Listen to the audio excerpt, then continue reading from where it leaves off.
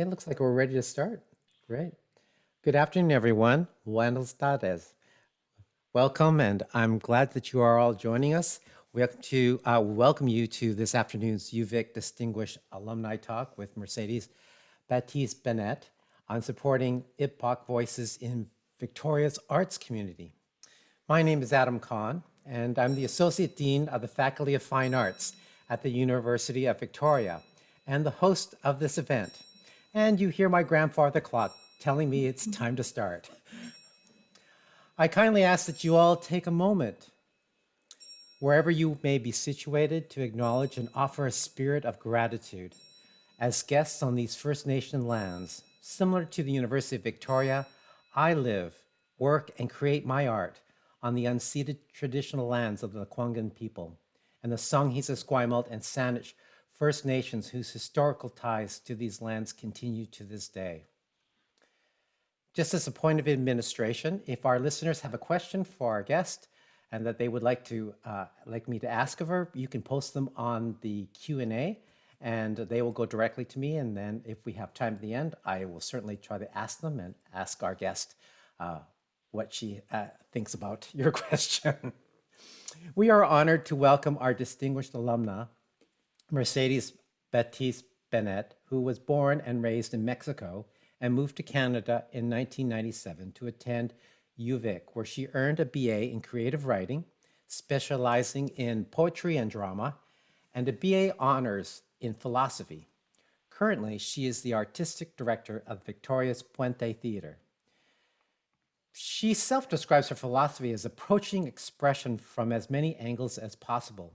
She has worked as a writer, editor, dramaturge, theater director, translator, adapter, actor, puppeteer, and multimedia artist, as well as a screenwriter, film and video editor, film director, and cinematographer, including a Juno Award-winning documentary about a singer-songwriter, Feist. An award-winning stage director, Mercedes has mounted productions across Canada and in Mexico. In 2015, she was named Distinguished Alumna of the Faculty of Fine Arts by the University of Victoria. And in 2020, her direction of Fado, the saddest music in the world, earned Puente Theatre the $15,000 JMAC Outstanding Production Award at the Greater Victoria Regional Arts Awards. I ask you all to please join me in welcoming Mercedes. Welcome, Mercedes. Thank you so much. Thank you so much for having me. Well, we're just honored and thrilled to have and hear your story, to share with others, to explore all the great work that you're doing. You're a successful Mexican-Canadian multi-discipline artist who's been active, very active, according to those commas, in Victoria's art scene for years now. And have you noticed the atmosphere in Victoria's art scene for IBPoC artists? Like, what have you noticed about that experience? Has it changed? Have attitudes changed? Have opportunities changed? What are your thoughts? Well, it has been changing slowly, but it has been changing. For example, Puente Theatre was the Lina de Guevara founded the company in 1988. At that point, she was coming from Chile, escaping the political unrest there. And she already had a very successful theater career there. So she assumed that when she moved to Canada, she would be able to, apply for roles and be on stage alongside, luminaires like she was back in her country. Of course, no one was hiring her. So she realized that there was at that time no room for someone like her, an immigrant, someone coming from a different place to share the stage, to be able to tell her story, to have those roles. So she decided to make her own space and to create Puente Theatre, which at the time was the first Latinx company in all of Canada. So she's a real pioneer in that sense, not only in Victoria, but across our nation. Soon she realized that it wasn't just Latin Americans who needed a space, because nobody was being able to share those stages, anyone coming from a different culture. So she then expanded the mandate to include all immigrants, all voices, and also underrepresented voices within Canada, so the Indigenous voices, misrepresented voices.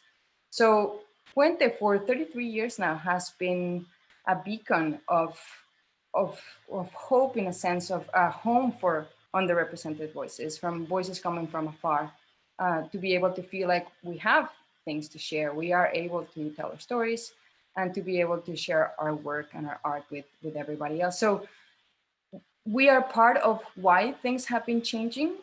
Lina retired 10 years ago. I took over as the artistic director, and I've been continuing that work and trying to create more opportunities, continue with her legacy, and grow the company more and more so that there are more opportunities. For almost 32 years, I think we were the only multicultural company in all of not only Victoria, but the islands. So that tells you a little bit about how slowly things are changing. There is another company now that includes IBPoC Voices and is led by IBPoC Voices, which is fantastic. And now, especially after the Black Lives Matter movement last year, things like underrepresented voices and IBPoC Voices is really at the forefront of the conversation. So now everyone is trying to do their part, which is great. So I'm glad that everybody's joining with that, but it's been an uphill battle, absolutely, and trying to, I think, dispel a lot of the myths surrounding, IBPoC and especially immigrant voices. People assume that we don't have a lot to offer, that we're just here to take as opposed to give and to share what we bring from our cultures. And so it's a lot of trying to dispel those myths with the work that we do. Do you feel those myths have been one of the reasons why it's been difficult? It was difficult earlier, before maybe the Black Lives Matter movement, to become much more, I don't know whether we're mainstream or just be able to get your message out there? Absolutely, and I think it's across the board. I mean, even when I applied to UVic in '97, I applied from Mexico and I wasn't getting an answer, and then I saw that there was going to be a university fair in Mexico City where UVic was going to be one of the people trying to recruit students. So I went there and I said, I'm not getting a letter back. And so they said, okay, we'll look into it. We'll call you back. Back then it was calls, right? It was not about the internet. So they came back to me saying, well, we're confused because nobody has ever applied to the writing department that has English as a second language.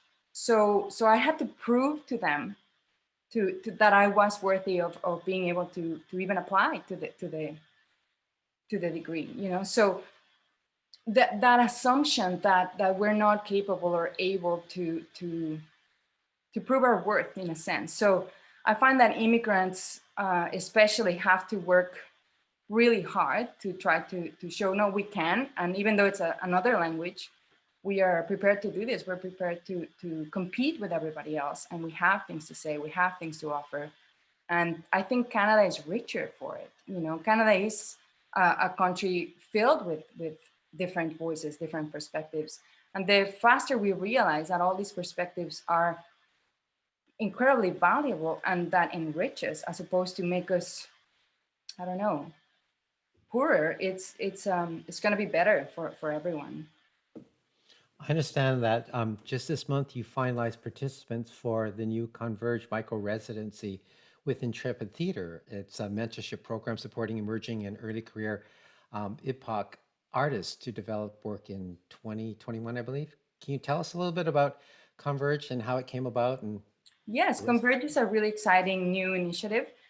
Intrepid Theatre contacted me because Holly Lamb, one of their producers, also an IBPoC artist, also a writing alumna from UVic writing department.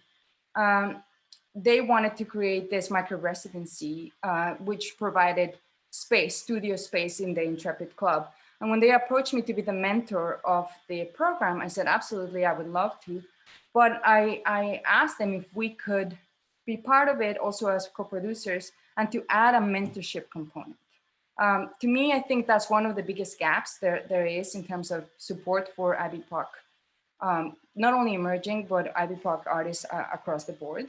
Mentorship, and that the ability to have a professional, someone that has already inroads in the business to help them, to guide them, to show them the ropes, to give them that helping hand to, hey, you're part of us, you can do this. Because I find I found that there are a lot of mentors of opportunities with just a space. So here are the keys, go in, you're on your own. And I didn't want that to be another one of those initiatives. I really wanted to have that support element. And the Intrepid was fantastic. They said, absolutely, that's a great idea, let's do it. So we went 50-50 on partnering with what we're giving the artists, the funds, and also in finding IBPoC professional artists to pair them with in an area of their chosen focus, so that they can be with them throughout their residency and show them support. So yeah, we chose three artists, and we just announced them on Friday, and we're very, very excited that they begin. And our first artist begins today, actually, with her residency. She's from Mexico as well, Regina Rios. Yes. Very exciting. It's a wonderful way to give back, right? To Absolutely. make the learning and the building of relationships to be beyond this current generation, but to continue to build on that and expand the circles. Absolutely. And I think it's our duty as people who are in positions of leadership. I think we're always, it falls in us to be able to give opportunities to everybody else, you know. And I've been very fortunate in my life that to have, for example, people who have guided me. And Lena, for example, who was a founder of our company, she passed on the company to me. So I also find it's my duty to keep expanding that legacy, to keep expanding the abilities and the possibilities for underrepresented voices to have a seat at the table. And so it's the leader's responsibility to be able to mentor, to give back. Seems like a much more holistic approach to developing and building a community and supporting voices that are otherwise unheard. Absolutely. Yeah.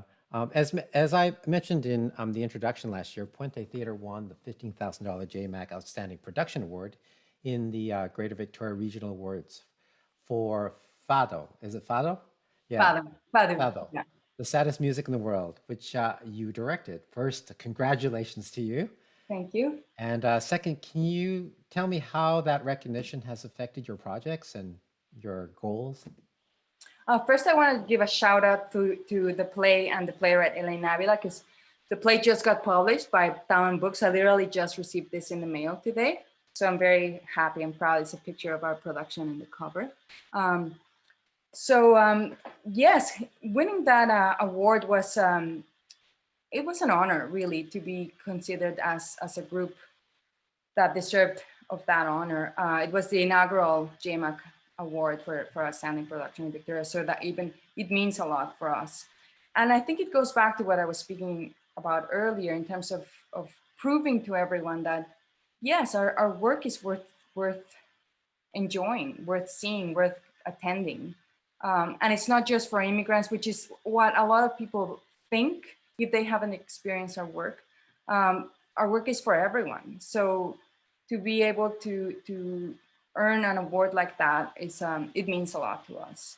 And I really wanted to use the funds of that award to give back 100% of the money to artists and to give back to them. So with that money, we are funding some of these initiatives, and because we have several initiatives. We also have our work play residency. This is a residency that is 8 months of dramaturgical support to an emerging playwright, IBPoC playwright, writing about identity. And so it's bi-monthly, dramaturgical support for their new play, and then an honorarium of $1,500. And then at the end, we present their work to an audience and to industry professionals for them to be able to get feedback. We have another initiative that, thanks to the support of the Victoria Foundation and their Gender Equity Fund, it's a new initiative. It's called Bridging the Gap. And that we really wanted to be able to launch. This is for established playwrights, female or gender diverse playwrights, because it really shocked me. In 2015, the Playwrights Guild of Canada did a study nationwide, and they realized that only a quarter of the plays were being published or by females, even though 59, almost 60% of their group is females. And also the audience is also 60% female. So to have only a quarter of published playwrights being female, it doesn't seem like it's a leveled playing field. So I really wanted to be part of the solution. And again, mentorship is a big aspect. So we also offer 6 months of dramaturgical support. This is a $6,000 commissioning fee for the play of the playwrights. And then 1 week workshop with professional actors, a professional director, a stage manager to develop and work on the play, and then also a public presentation as well. So I'm very proud of all of these initiatives because I think it's really needed right now to offer not only funds, but mentorship support throughout the entire process. I'm curious to know from your personal experience, what you see as some of the barriers that prevent people of color, the people who self-identify either as visible or invisible minority, women, just what's the imbalance issue? Why is this lack of representation in 2021 still an issue? Well, it's a big question. I think there are a lot of issues at hand. I mean, for sure, we can't hide from the fact that there's racism involved, you know, in that sad state of affairs, colonialism, and it's also like, you know, it all starts, in my view, with education. If people don't have opportunities and accessibility from when they are young, you know, and they don't get trained, they don't get educated, they won't have the same experiences, they have the same abilities, the same connections, and the same opportunities as someone who has. And, you know, so I think those things have to change, you know. So there are very few people, it's changing, but again, it's very slowly. When we were talking about how in the theater or in the arts in Victoria, how very few positions are of IBPoC representation. Well, it's the same in the educational institutions, you know. It's the same from all the chancellors of the universities or the deans or the professors. Like it's changing, absolutely, but I think it needs to change faster so that also people feel represented, like they belong, and the curriculum needs to change as well. It can't be just Eurocentric curriculum because there are so many other ways of creating theater, for example, which is my field. So we try to also train our actors and to show audiences here different ways of making theater, different playwrights, different perspectives, not just the Eurocentric or the Anglo-Saxon, which is the predominant theater that we experience in Canada. So we have a series called World Play, which Lina started in 1999. It's hosted by the Belfry, so we do it at the Belfry every year. Now it's part of the Spark Festival, where we choose 4 plays from around the world.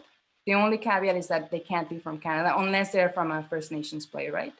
To show, you know, theater makers, actors and directors that we invite to direct them, and the audience, that there are other ways of making theater, different practices and different playwrights. It's not just the amazing playwrights that the English canon has, but there are incredible playwrights of the caliber of Shakespeare, but in other countries.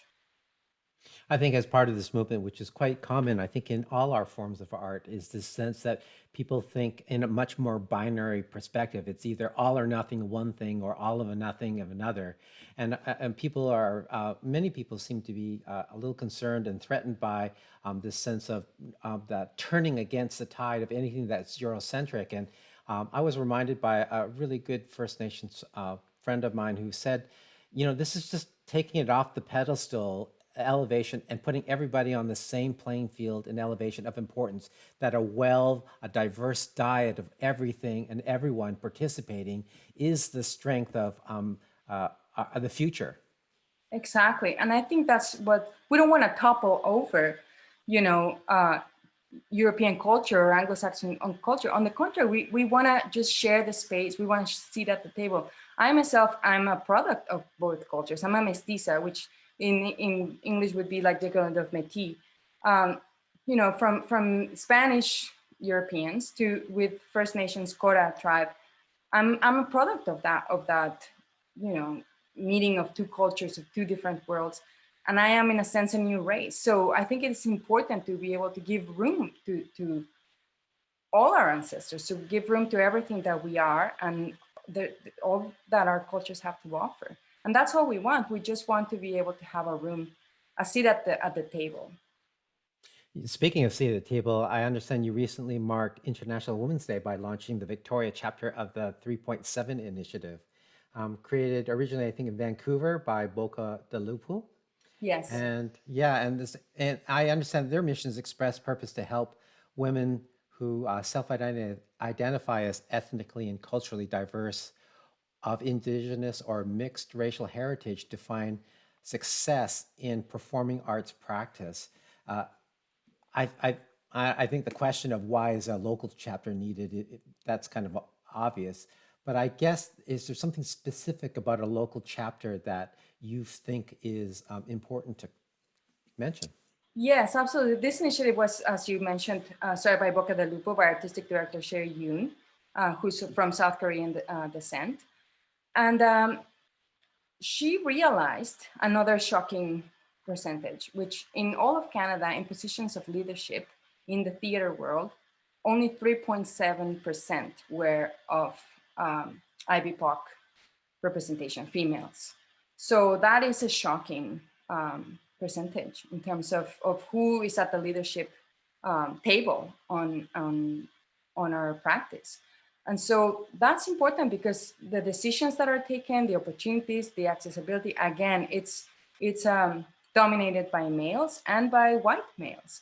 So she realized that we needed to first of all, identify ourselves so that we are not feeling so isolated. So that's a big mandate of this initiative, to realize that we're not alone, and to then form a coalition so that we can together help change this percentage of leadership. And so there's another cohort that was created in Edmonton, and we are the third cohort. So I've started the third cohort here in Victoria.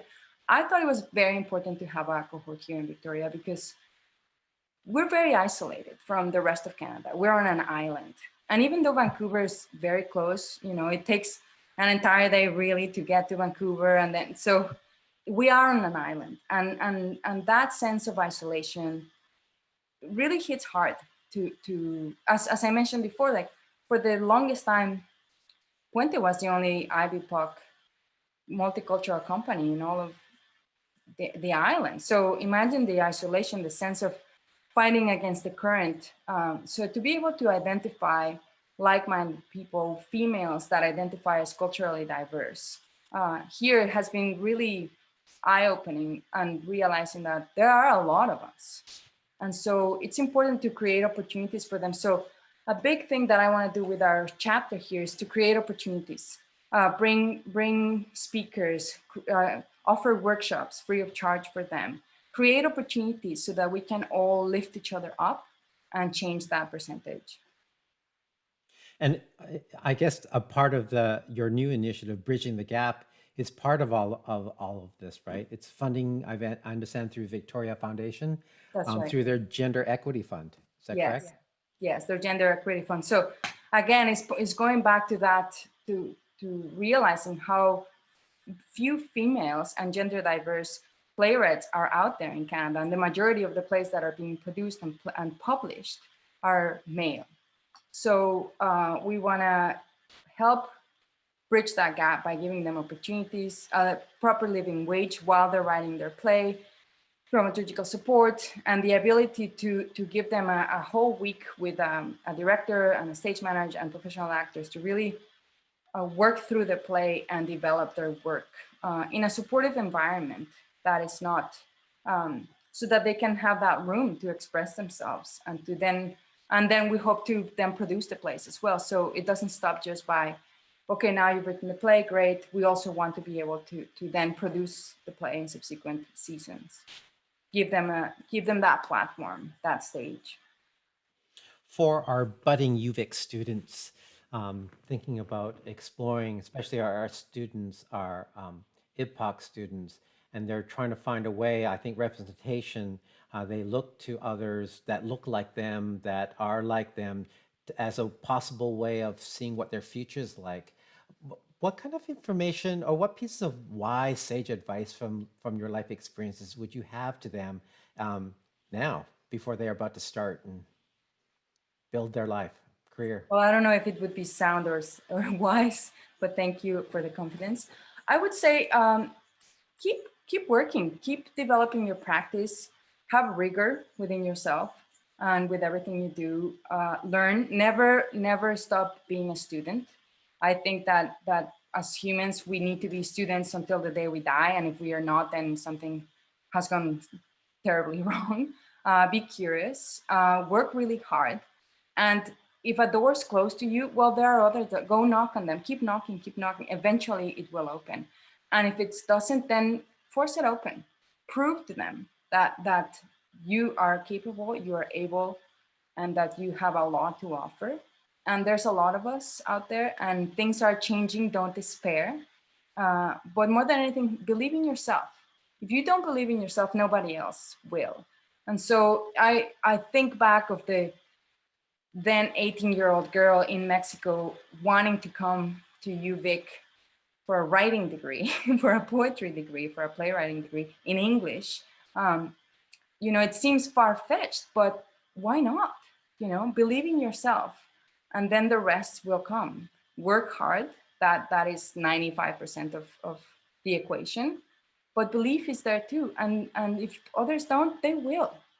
They will once they see what you can do.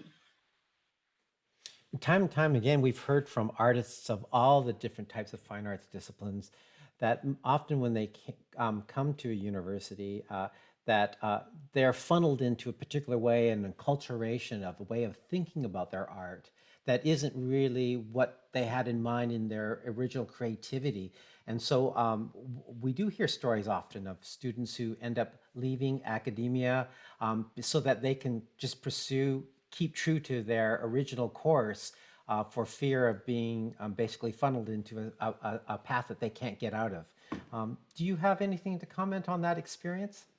Well, to me, I think it's a balance. I certainly, to me, university was an incredible space to be sharing ideas with my colleagues, with my fellow students, and with, of course, the professors and the library, the books. At the library, you have the entire world and the entirety of human accomplishment at your fingertips. So for me, it was a real eye-opener, a real time of discovery of what has humanity accomplished.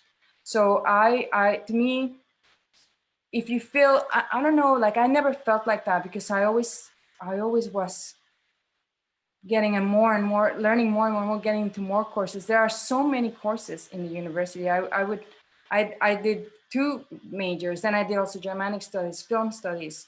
I went into theater. I did then an honors philosophy. Then I wanted to do a math degree because I thought that's what needed to be, what I needed to do next. But to me, university was a real, a wonderful space to see what humanity has accomplished, and a lot of it is in the books. It's just, university to me was, here are some guidelines and roadmaps, but it was, I took it upon myself to really further that knowledge, further that understanding. It's just really a first sampling of what's out there and so it allows you also to have the critical skills to be able to then pursue the areas that you want to learn. So I think it's as much responsibility of the institutions as it is of the student. We have to meet each other halfway. As it's the same with theater. It's the audience and people on stage communing. It's in that communion where the magic happens. And I find it's the same in university. It's as much as what I put into it that what I'm receiving. I can't just expect that everything's just going to come to me. I have to really work hard to try to find all the information and everything that I want to learn. It's there if you want to look for it. Having said that, absolutely, we need to include other perspectives. But in my experience, I learned at UVic, I learned so much from so many different cultures. And there were also film studies classes from, I think I took classes in the African studies department, in the French studies department, in the German, in the Spanish. Like I just was able to learn so many things in the Russian and Slavonics. Then I was enamored with the, Germanic culture, Russian culture. Then I started reading all that literature. It's just doors kept opening and opening and opening and open. And again, it's that curiosity as a student that we have to have until the day we die. And then the sky's the limit. I mean, I would need, infinite lifetimes to be able to even just read everything that I would like to. Your story is so inspiring. I'm sure this, as students are listening, I think it's when people tell their stories and their lived experience, and people can see that possibilities exist. And I think that's probably the important thing, is to see what possibilities exist. And you're part of that kind of not only telling the story, but sharing the story and initiating other artists to tell the story.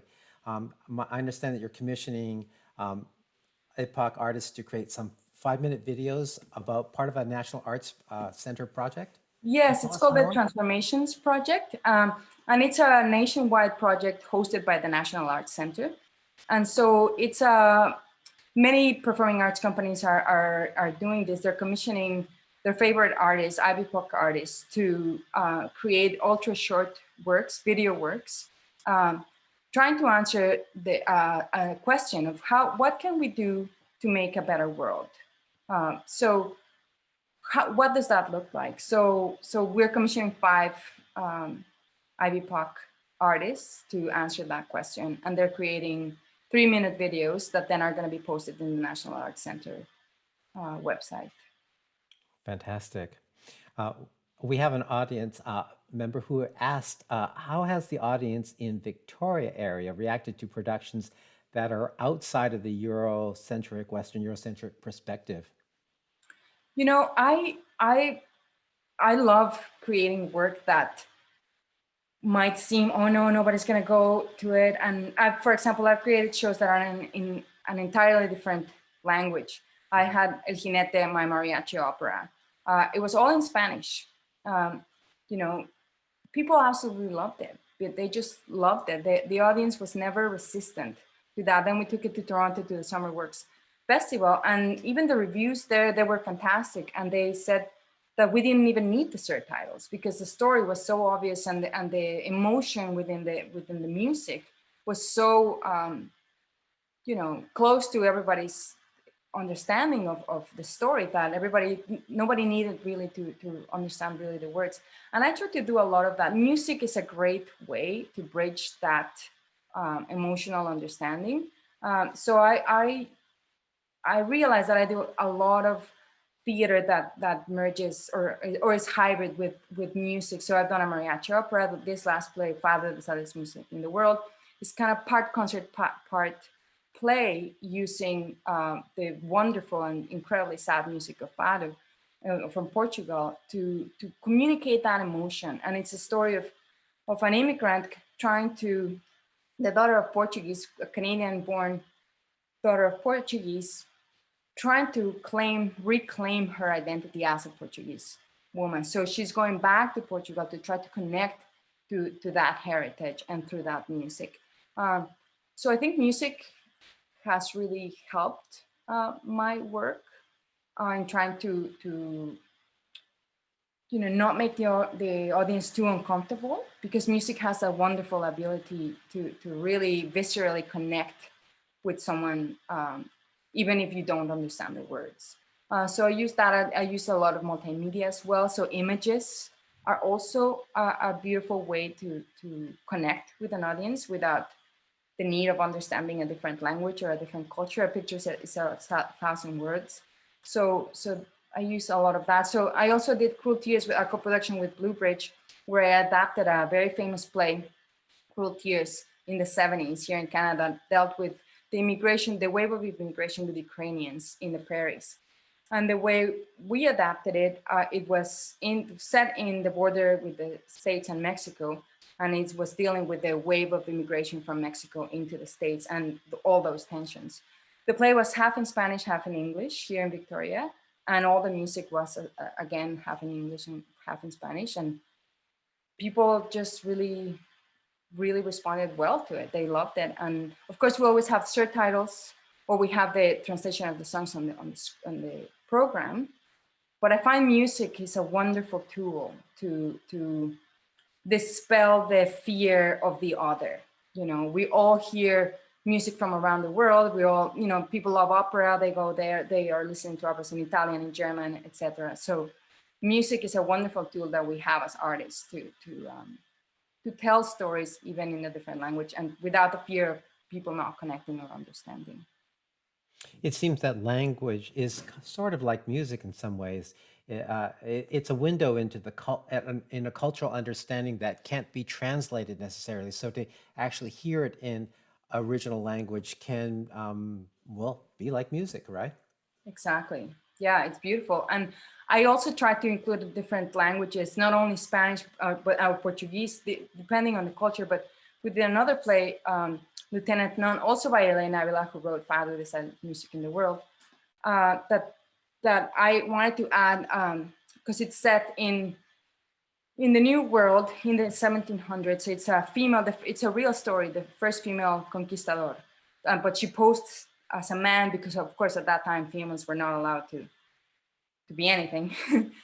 So she pretended to be a man for the longest time. Anyway, because it was set in Peru, I really wanted to include Quechua, the language of the people in Peru. So we included that, and it was just beautiful to be able to hear that in today's Victoria, like, you know, to be able to hear not only Spanish and English, but that beautiful language that is so, we think, so far away, but if you can just have it in a play and then it's right there and you can hear those beautiful sounds and connect to that incredible ancient culture. So I love being able to, to show as much of different cultures as possible. Do you feel like your audience in general, you know, we have this saying, preaching to the choir, they're already kind of people who've embraced the philosophy of Puente Theatre and what you're trying to accomplish. Do you feel it's quite insular, or do you feel like it continues to have outside influence of that circle? I think it continues to grow. I think a big part of what we do is trying to keep expanding our audience. And by using different mediums like music or puppetry or site-specific shows or doing co-productions with bigger companies like the Fire Hope, who we co-produced Fado with, and then taking them to Vancouver, etc. We're always looking to expand our audience because that'll serve in turn our artists the best, and more people will be able to enjoy the different cultural heritage of all the artists that we work with. Mm-hmm. Yes. There's always kind of that burning question that's always about where people choose that sudden choice to turn this way instead of that way. What made, I mean, from Mexico, what made you think of UVic of all places? There's so many choices in the world. Why UVic? That's a great question. You know, it's funny. Well, when I was 12 and 13, I came to Canada for 2 summers to study English. And I went to Victoria University, which was in Toronto. So in the summer to do like English camps. And I remember that I was treated so well by Canadians, as opposed to when I would go to the States, oh, you're from Mexico, people would, you know, treat me quite differently.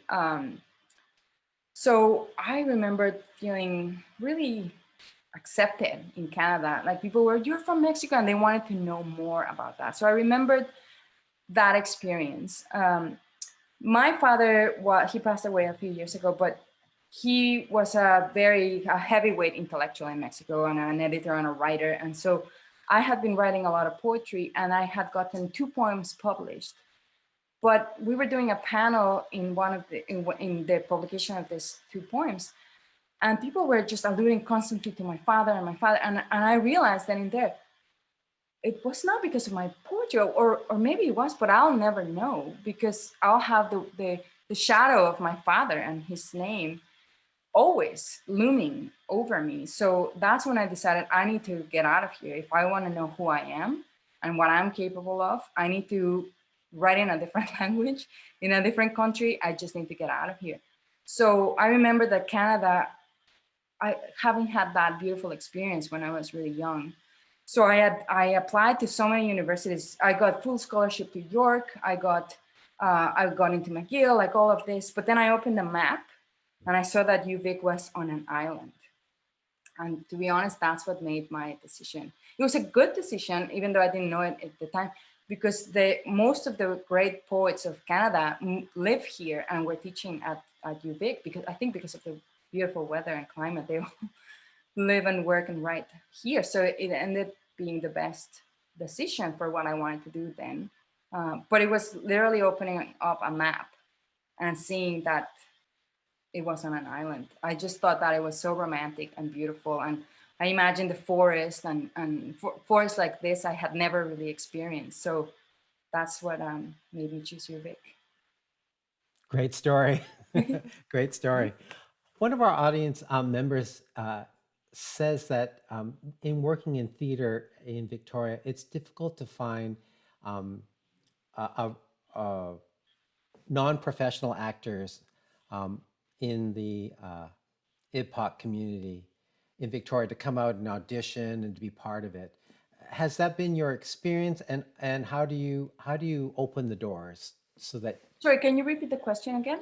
Well, someone from the Attitude Theater was asking about looking for non-professional actors of the IBPoC community to participate and audition, I guess, for their plays, and finding it very difficult here in Victoria that there aren't as many people. Absolutely.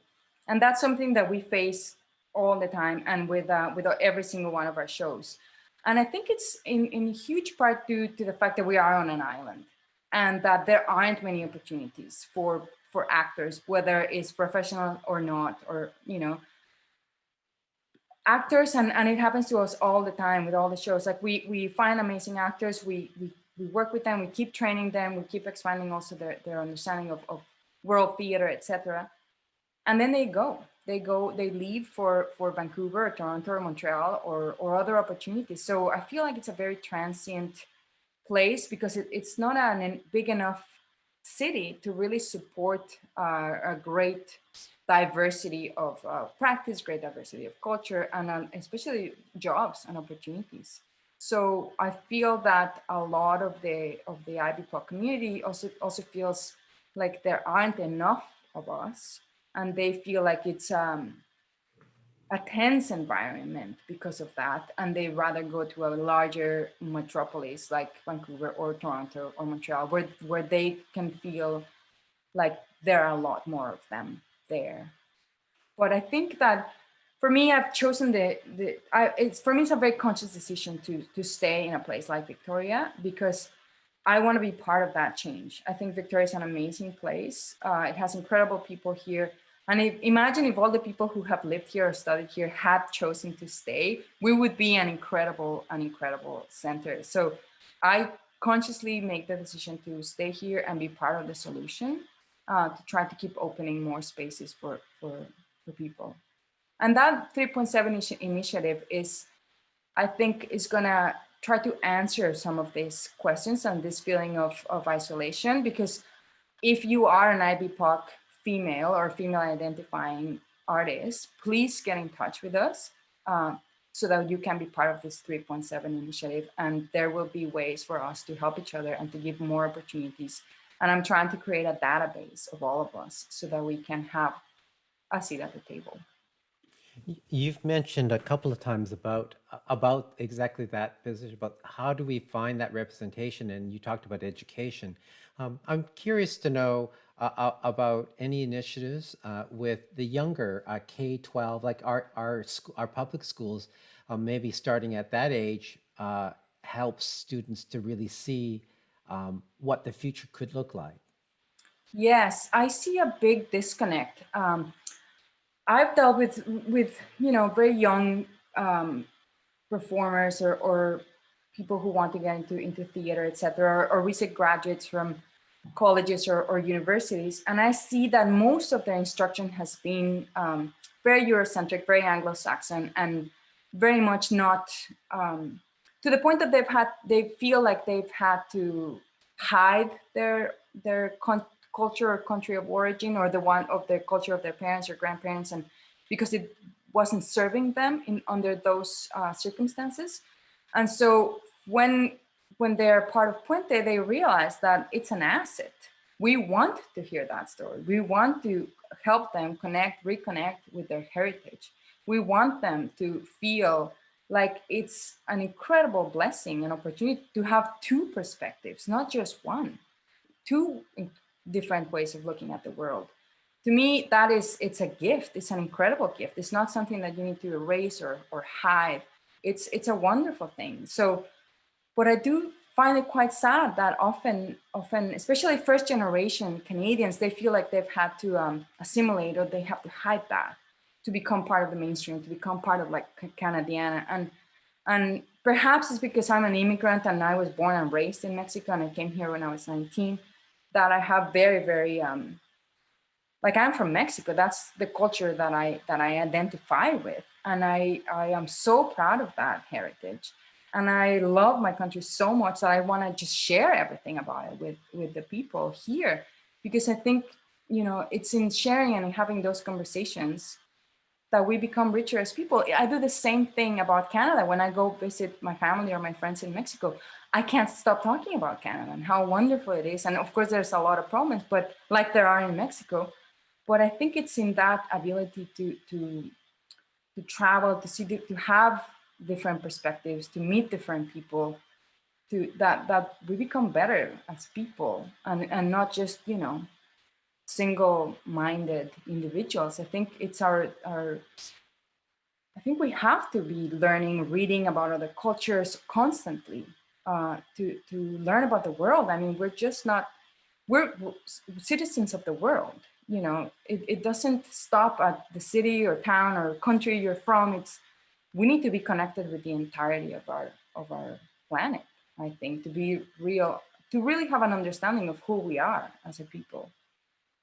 I understand, as especially in a place like Canada, often we have this kind of disconnect of people expecting that you have to either be one thing or another, or connected to a culture or not be a culture. And often that's based on either your name, the language you speak, or what you look like. That's and what's right. really interesting is that we seem to have this emerging culture of people who are identifying with the joys and the wonderful things of each culture has to bring, the positive things, and then embracing that as part of now their new culture, because they don't feel at home either what they look like, what they speak, or what they do. They're trying to find something that's true for them. And it sounds like that your initiatives are helping people to express that and see all those possibilities. Exactly. And especially nowadays that, you know, after the invention of airplanes, like we can go anywhere. And the migration that has occurred in the past 100, 150 years, you know, it's incredible. And we are citizens of many, many different places. I mean, we were talking about before this panel started about my last names. Bátiz is Basque, because my father's family comes from Basque, and then they mix with the indigenous people of Mexico in the Cora Nayarit tribe. So I have that heritage. I have Basque heritage. My mother is from Barcelona in Spain. She's and her Catalan heritage. And those two, the Basque and the Catalan, were, you know, overtaken by the Spanish, which is yet a third, you know, nation with a completely different language. And then they came and they took over Mexico. Like, it's just the layers of history and culture and oppression and colonialism.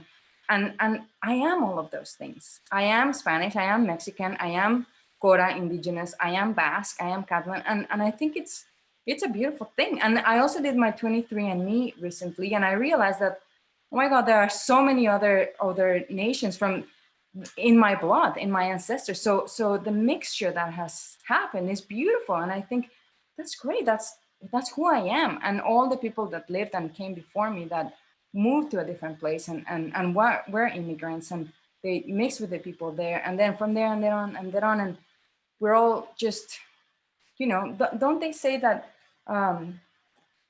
the anyway, we're all connected. I think we're all connected, and the faster we realize that we are stronger because of our differences, I think that the faster we'll be able to not be afraid of the other, or but to really just commune with each other and learn from each other. Right. And I think it always comes full circle to our original conversation. We were talking about kind of traditional Eurocentric, westernized perspectives of theater or what they look like. And someone wrote a really little interesting question for you, a little blast from your past. The viewer says, I remember in the late 90s seeing you at the Phoenix Theater in a production of Hamlet. Was this your first time playing Shakespeare? And how was that experience for you? That was a wonderful experience. And, I love Shakespeare. When I read Hamlet, specifically in high school in Mexico, I became transformed. I from then on, I knew that theater had to be part of my life. And the way that the mastery of Shakespeare with language is, incredible. And when I was able to be in that production of Hamlet, it was being able to inhabit that world, because I find that as a citizen of the world, Shakespeare is not just Anglo-Saxon. Shakespeare, as is Cervantes with El Quijote, it's a human experience. Those incredible writers at the level of Cervantes, at the level of Shakespeare, they're beyond the culture. They're beyond. They even invent so many words of their language.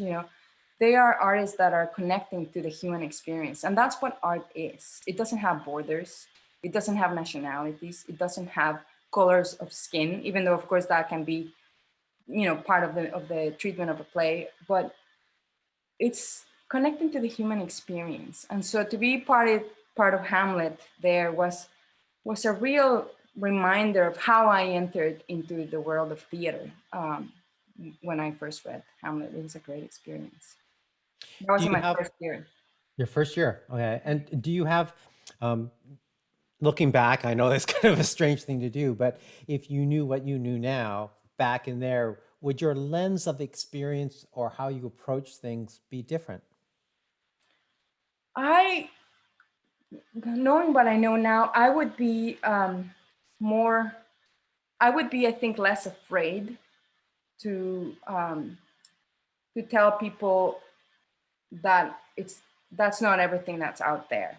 I think it took me a while to be confident enough to show people and audiences and friends and colleagues, hey, yes, that's a wonderful work or artist, but hey, look at this one, look at this one, look at this one. For example, I just directed a show for the Canadian College of Performing Arts, and which is a great way of trying to show a different perspective to young students. And I really wanted to choose a play that was outside of the Anglo-Saxon canon. So I chose Yerma by Lorca, a Spanish writer, one of the greatest playwrights of Spain, to show the students a different way of making theater, a different playwright, and someone that they had never even heard of, which to me is incredible. You know what I mean? So because I am in a position of leadership, because I am in a position to have a seat at the table, to be able to direct the show there in an educational institution, in a conservatory format to theater students, I'm able to bring a different perspective because I know of those playwrights, I know of those works. So I find it beautiful that I can then show them an experience like that. And I didn't know how the students were going to react, to be honest, to the work of a play set in 1930s Spain. They absolutely loved it, and they jumped in with both feet from the first day. So I was really happy to see how their eyes were also being just further opened and expanded to different possibilities, different points of view, different worlds. It's beautiful to watch. It's beautiful to watch.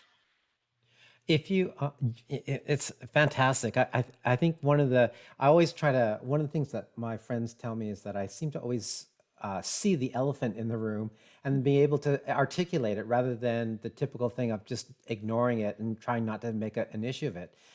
For our friends who are not part of and they don't self-identify with any part of the IBPoC community, but they want to be supportive and supportive of your work and your initiatives, supportive of inclusion and gender balance. What can they do? I think there's a lot of shame that obviously happens because in these conversations, if they don't know how to, they're afraid to step on someone else's toes or say the wrong thing.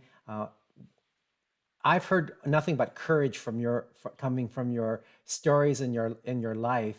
What can you share with them as what they could do from your perspective? I think showing up is a huge important thing. Don't be afraid. I'm a firm believer of we should be able to have a discussion.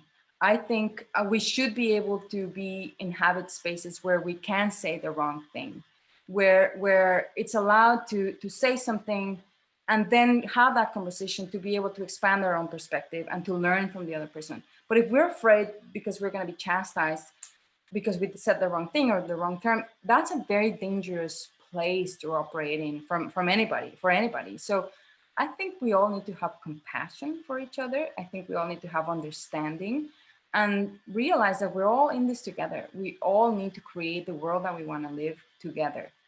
There's no right or wrong at this point. It's just we're trying to make things better. Clearly, there have been so many wrong decisions in the past.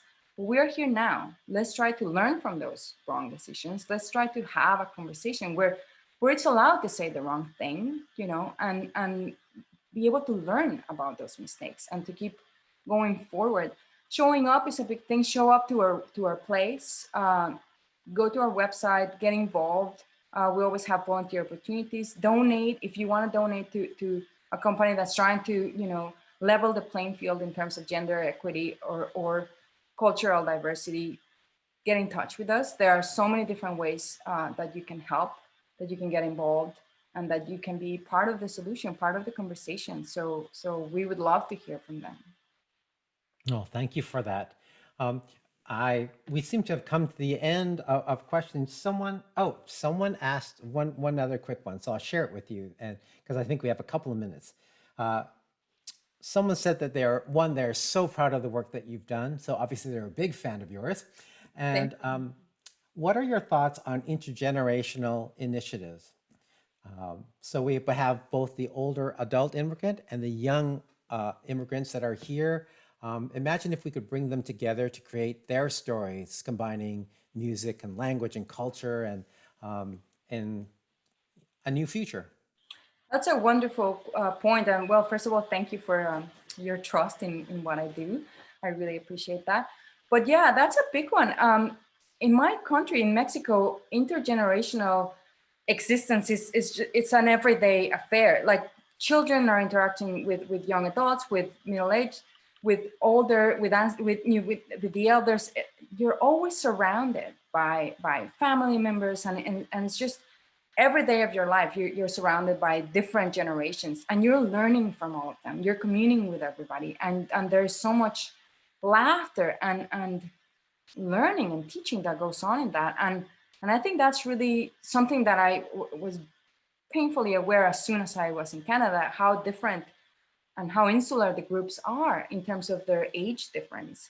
And I kept asking, where are the children? Like I didn't see any children. Like, so, and I think that's very important. I think we all could do better to integrate all the generations, because we can learn so much, especially from the people who are older and wiser, that have so much lived experience that we can all share from. I think it's important to create characters, to write characters like that, so that generation is able to keep sharing the stage with us. And same with children and young adults. I think we all have so much to learn from each other. Lots of things to do, lots of new projects Always. on the horizon. Yes. Mercedes, I want to thank you for your gracious generosity of your time and for sharing your story and the great work that you're doing through all your initiatives with Puente Theatre. We are proud to call you one of our very own UVic Fine Arts alumna, and thank you for everything that you've done. It's truly, truly been an honor to hear about the amazing work that you're doing. And listeners can explore Puente Theatre through your website, puentetheatre.ca, correct? That's right. Yes. Yeah. And thank you, Adam, so much, and thank you to John Fairfall and to UVic, and to be honored by my alma mater. It truly means so much, especially thinking of the girl that I was, you know, coming in here first day, so full of fear, you know, in a different language, and to feel like I am part of the university, and the university is proud of the work that I've been doing. It means the world to me. So thank you. Well, we look forward to seeing more and hearing more, and the day that we can come together live to be together to see the real productions. Thank you again so much. Thank you, and thank you to everyone that joined in the conversation. Thank you. Yes, thanks to everybody who joined us in this webinar, and we'll see you again soon. Take care, everyone. See you soon.